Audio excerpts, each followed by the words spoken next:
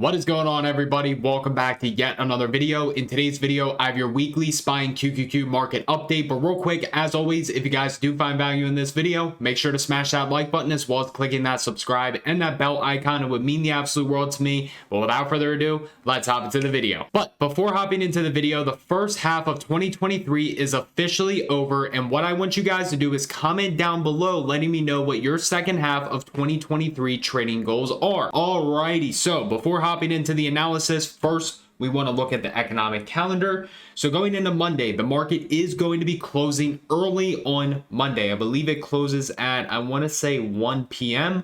So at 9:45 on Monday, we have our manufacturing PMI. At 10 o'clock, we have the ISM and then construction spending. Me personally, I'm not really expecting too much to happen on Monday. Of course, I could be completely wrong with that, but the market does close early. Now on Tuesday, the market is going to be closed for July 4th.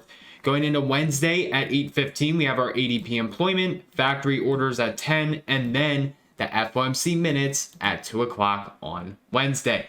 Thursday at 8:30, initial jobless claims, trade deficit, job openings at 10 o'clock, PMI at 9:45, and then ISM at 10 o'clock.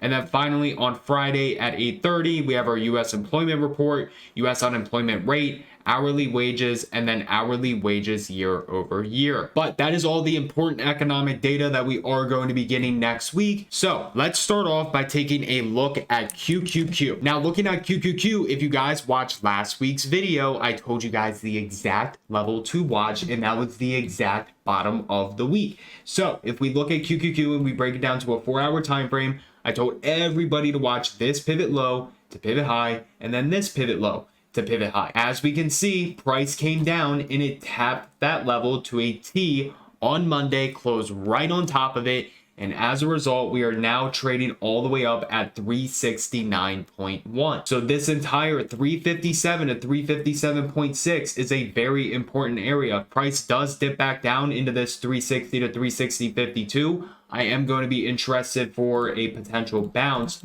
but ideally what I'm going to be looking for next week is going to be the break above today's high at 370.50. If price can get above there, it's pretty much a straight shot right back into these highs at 372.85. Zooming out to the weekly time frame, honestly, I'm not seeing much resistance. The only area I see is like this 378.50 that you can see has been support here, support here, support here, and then support here until we finally broke below it. So if I'm going to look for a reject, I mean, that's the only area that I potentially see. Now, as far as the downside, if the market were to break below 367.23, I'm going to be looking for price to fill the gap down to this 364.89 to 365, and then I'll be looking for a bounce from there. Other potential Fibonacci bounces that we can watch only if 370.50 is the high.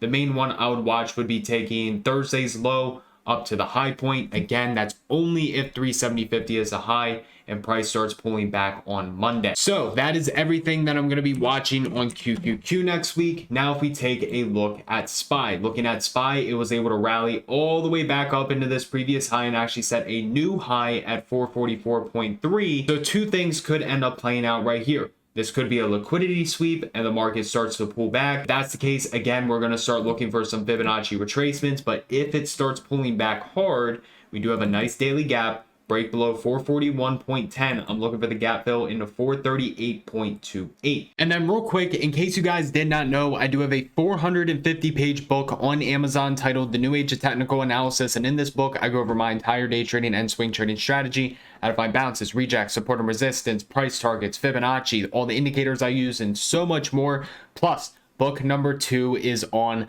the way. So you need to have book number 1 to fully understand book number 2. I'm very excited for you guys to read not only this book, but then the second book. So if you guys do want to check it out, The New Age of Technical Analysis, the link will be down in the description. You can get it on Amazon. Now, if the market does get strong next week, I'm looking for the break above 444.3. But honestly, again, same thing. I don't have many rejection points. If we take our pivot high, pivot low on the retracements, I'm pretty sure that we broke all of the potential retracements to the upside. No. So there is only one potential retracement, and that is at that 451.76. That is the last possible retracement that I have on SPY for a potential reject. Now, as far as support, we do have this area right around here at this 451.5 up into like 454. So that could be a potential rejection zone, but again, we'll have to watch the price action as it gets up there. And again, depending on if there is a high point, we can start taking pivot low, pivot high, pivot low, pivot high, pivot low, pivot high,